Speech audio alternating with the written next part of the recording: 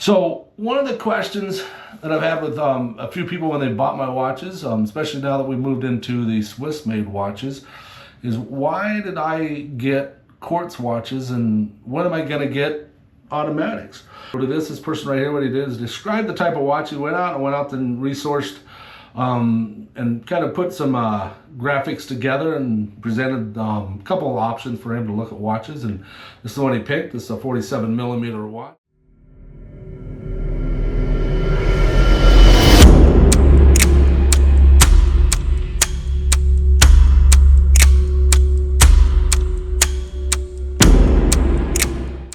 Hello, I'm Gordon Walsh. I'm founder of Paul and Mistis Watches, and every week for all you horologists out there, people that love watches, if you don't know what horology is, but you know, I love watches. I've collected watches all throughout my military career. Last year, towards the end of the year, my wife comes to me and as I bought one of the watches and I was building watches, and she says, "Hey, you should make some money at this." So did a little research and thought, hey, we can do this. You know, I know we're a new company. We're not well known. I think that's one of the big dilemmas, especially when we're selling online, is that trust factor, you know. So, you know, if you like this program, though, make sure you hit the like button, the subscribe button, hit the bell notifications, leave a comment. All that stuff is supposed to help. And maybe we can get this thing generated and we can start getting a crowd and, you know, doing some good, fun things each week talking about horology, right? You know, topics could range from LeBron James. You know, he signed up with AP in 2013 as a representative for them and works through them or with them, I guess. And then just recently they've created a new watch, or he's in market with somebody creating a new watch. I didn't see all the details on that. Just different things like that. I'm not a big basketball fan. I don't have anything against LeBron James, but Michael Jordan's still a GOAT. So one of the questions that I've had with a few people when they bought my watches, especially now that we moved into the Swiss-made watches, is why did I get quartz watches and when am I going to get automatics? Well, the main reason we got quartz watches right off the bat is it's less expensive for me to get into that and for you guys to purchase that. So overall, the price actually to get into the watch, individual watches themselves were a little cheaper for me to purchase, and that way I can keep the price down, but getting into it is about the same price. I just had to buy more watches. Automatic watches are more expensive watch for me to get into, and I wanted to be able to get into this right away. My goal was to sell Swiss watches, Swiss-made watches, and that was the ultimate goal. Started off with Japanese movements and sourcing the parts and all the pieces together, putting them together myself. So it was a Gordon Walsh made watch. Still do that with custom watches. Right now we're phasing out the Japanese watches. So if you like the Japanese watches, go on our webpage at paulandmistiswatches.com. And right now they're all discounted greatly, about 40 to 50% off from that they originally asked. They are selling out. We're getting rid of most of them, so we'll be running out here pretty soon. I only got onesies and twosies left. So you might want to get in there and snag one while they're still there. But I do custom watches. This is one of the custom watches that I just recently made. It's got a ETA movement in it, a 6498. ETA is a Swiss company, a Swiss movement. So we're able to do this person right here, what he did is describe the type of watch he went out and resourced and kind of put some graphics together and presented a couple of options for him to look at watches. And this is the one he picked. This is a 47 millimeter watch, and he chose this watch. He likes it, so it's been put together for him. It comes with a dog tag, which I showed last week, and it also comes with a military style coin. What really makes this one unique is it comes with a book, a picture album, if you will. And as I go through this, I take pictures as I go through the watchmaking process and kind of step by step some of the things that I did. I'm not an expert photographer, so you know, I do my best at taking the photos and the pictures. I have a little commentary with some of the things and just kind of put that together for you, and comes your own personal personal watch. So each week as we talk about topics, today we're going to be talking about the quartz movements in comparison to automatic movements. Why do people like automatics over quartz? Frankly, they're cool.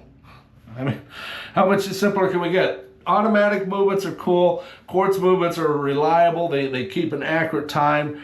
You can put it on your shelf for a week, pick it up and put it on, and it's going to be accurate, right? Where an automatic, you're going to have to wind it, you're going to have to wear it, you're going to have to shake it and get that wound up for you. But they're just cool watches, you know? I prefer automatic watches myself. So automatic watches are more desirable to watch collectors. They're more expensive. They last longer. And today the automatic watches, they keep excellent time. I mean, you might be off plus or minus a few seconds each day for an extended period of time if you got your watch for a long time. I got my Omega in Seamaster in, I think, 1999. Still keeps great time, but you got to get it maintenance every 5 years or so. Make sure it's still running. But we'll eventually get into the automatic watches. But right now we just got different styles, about 9 different options for the watches for the Swiss made. Compare the difference between Swiss made and Japanese. You know, we can say it's personal. I prefer Swiss over Japanese movements. There's nothing wrong with Japanese made watch, especially when you look at the Grand Seiko. But you get a Grand Seiko, it's you buy it, it's going to lose value. It's going to lose probably 50% right off the bat. Where you get a Swiss made watch, some of them make money, some gain in value, but most of them, they're not going to lose a whole lot of money. You know, even mine with Paul & Mrs. watches being a Swiss made watch, it's going to be able to retain its value a little bit more.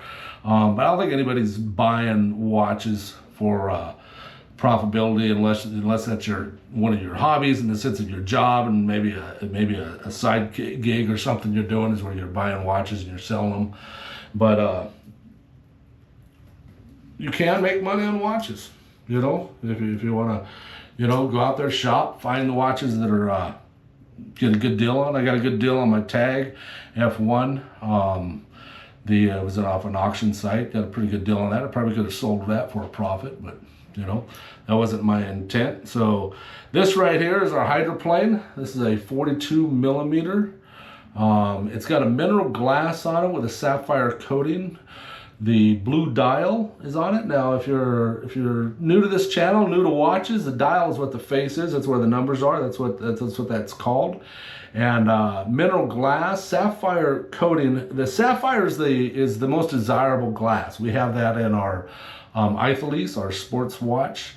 It helps prevent scratching on this particular watch. It's stainless steel bracelet. It also comes in a leather band. So bracelets are the stainless steel or titanium, this type. If it comes into a leather or plastic, rubber, or whatever it is, those are called bands. So some of the differences there. This is 100 meters water resistance, waterproof. Wouldn't recommend that you go scuba diving with it though, you know, and really would recommend that you, unless you got a true dive watch, which I know we have to talk about that in the future. I brought that up the last couple of times. You know, if you got a true dive watch, then yeah, you can go swimming. Otherwise, I'd hold back on that one. Automatic movements are masterpieces. They're more desirable. All your high-end watches are automatic movements. You know, you open that up, the back of the watch is opened up. You can see all the integral parts. You look at that, it's just a beautiful timepiece. Handcrafted, beautiful timepiece. And that's why they're more desirable. They'll also last a lifetime. You can pass those down to your children's, to those children's. They last forever. Watches last forever anyways. I mean, much better than any smartwatch, because smartwatches eventually die. They definitely, you know, you get a smartwatch. You start off with Apple Watch, the first generation, and then of course the next year they come out with the second generation. 6 months later, now it's like every 3 months they're coming out with a new generation. You got to get a new watch. Well, this watch is going to be the same watch, same time, perfect, excellent every time for the next 15, 20 years. Just like the other watches I bought, they're 20, 15 years old. They still work. They're awesome. You know, Paul & Mrs. watches. Veteran-owned, Swiss-made, American company, built with honor and worn with pride. Would love it for you guys to like, subscribe, hit the bell icon, leave a comment, share with a friend. Come back, see you next week. God bless you. Godspeed.